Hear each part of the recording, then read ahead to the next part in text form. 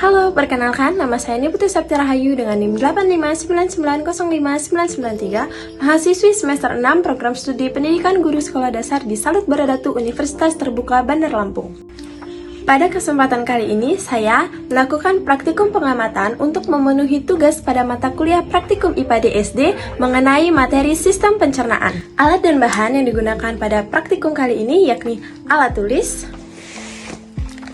lembar pengamatan, dan gambar sistem pencernaan. Oke, sebenarnya apa sih itu sistem pencernaan?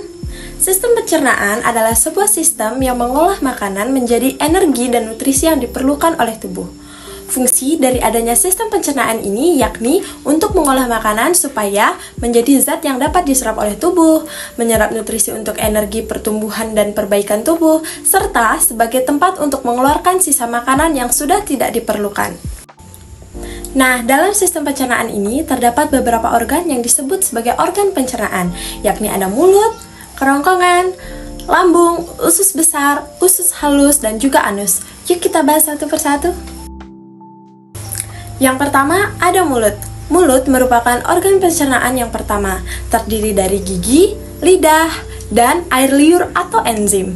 Gigi berfungsi untuk mengunyah makanan agar dapat menjadi halus, sedangkan lidah berfungsi untuk mengatur letak makanan, menelan makanan, dan mengecap rasa.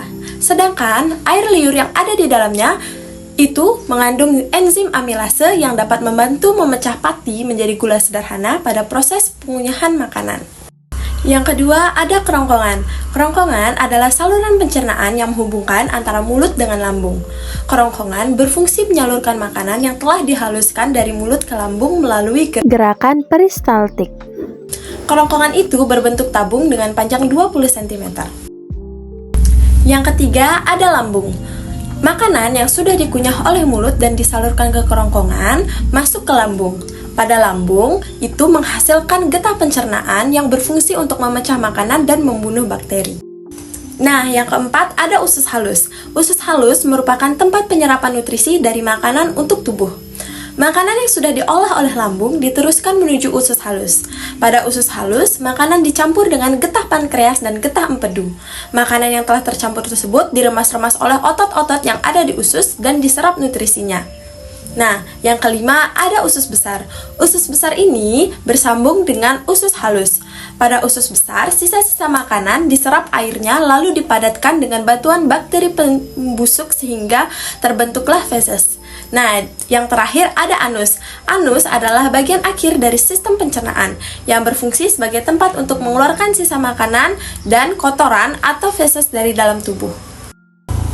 Oke, ada beberapa juga gangguan yang dapat terjadi pada organ pencernaan jika tidak dijaga dengan baik, seperti diare, sembelit, radang usus, tifus, dan kolik.